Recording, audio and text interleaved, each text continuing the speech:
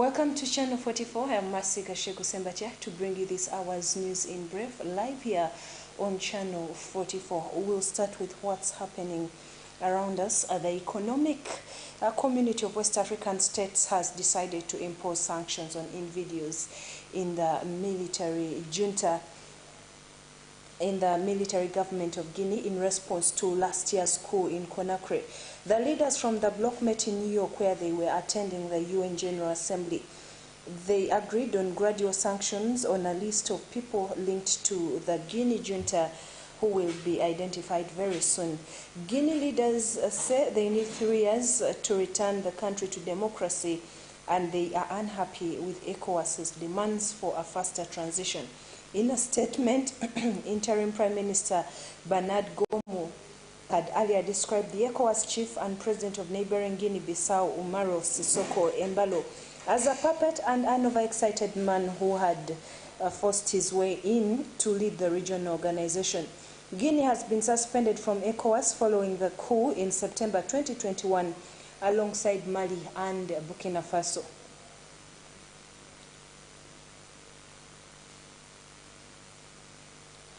Moving on, South Africa has designed the first 3 agreements to increase its renewable energy supplies and reduce reliance on coal-fired power stations. Mineral Resources and Energy Minister Gwede Mantashe yesterday led the deal-signing event with independent producers to supply wild energy. The country is enduring acute energy shortages, with its state energy provider Eskom suffering from a lack of investment amid allegations of corruption. Coal is used to generate 80% of South African electricity, but under yesterday's deal, energy output will increase by 10% through private investment in wind and solar projects. These are not expected to come online until 2024. Official figures released earlier this month confirmed that South Africa's GDP shrank partly because of daily rolling blackouts affecting both homes and the industry. And in Europe, as Russian-backed officials in 4 occupied regions of Ukraine are holding self-styled referendums on joining Russia. Denounced as illegitimate and a sham by Ukraine and the West, these so-called votes are taking place over 5 days, while all 4 areas, 2 in the east and 2 in the south, are on the front line. The annexation could lead to a claim by Russia that its territory is coming under attack from the Western weapons supplied to Ukraine. This could escalate the war further. 7 months after Russia's invasion began, Vladimir Putin is on the back foot, and Ukraine's counteroffensive has recaptured swathes of territory seized since the 24th of February. Moving on, still about Russia and Ukraine, Russian men are attempting to leave the country to avoid a military call-up for the Ukraine war. Queues have formed at border crossings since President Vladimir Putin announced a partial military mobilization on Wednesday, which could see 300,000 people summoned to fight. The Kremlin says reports of fighting-age men fleeing are exaggerated, but on the border of Georgia, miles-long queues of vehicles have formed, including men trying to escape the war. Some of those heading to the neighboring country have used bicycles to bypass lines of cars and evade a ban on crossing on foot. And in the world of business, Boeing is to pay out $200 million over charges that it misled investors about 2 fatal 737 MAX crashes. The U.S. stock market regulator said the aviation giant and its former chief executive, Dennis Muilenburg, made false statements about safety issues. Boeing put profits over people in an effort to rehabilitate its image, according to the Securities and Exchange Commission. The 737 MAX was grounded for 20 months after 2 crashes killed 346 people. As part of the settlement, Mr. Muilenburg will also pay a penalty of $1 million. Boeing and Mr. Muilenburg failed in this most basic obligation, according to the SEC's chairman, Gary Gelsler, in a statement.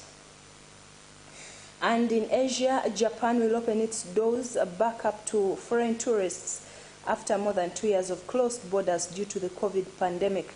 Tourists will also be able to visit the country without a visa and will no longer need to go through a travel agency from 11th of October.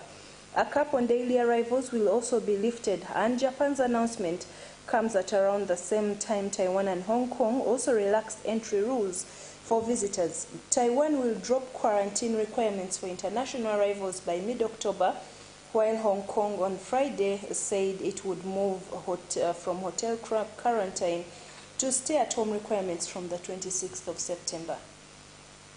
And finally, former Nigeria basketball international Ime Udoka has been suspended as Boston Celtics head coach for the 2022-2023 season after he entered into a relationship with a female member of the staff. Udoka, who led the Celtics to the NBA Finals earlier this year in his first season as a head coach, was suspended for violations of team policies. The team added that a decision about the 45-year-old's future beyond 2022-2023 will be made at a later date. Assistant coach Joe Mazzulla will be promoted to interim head coach. Udoka, born to a Nigerian father and an American mother, represented Nigeria in international competition throughout his playing career, earning bronze medals at the African Championships in 2005 and 2011. Udoka has been in a long-time relationship with well-known American actress Nia Long, with whom he has a child. Well, that brings us to the end of this afternoon's news in brief. Thank you for watching Channel 44. I remind you of the Karamoja cry. We are sending food relief to the people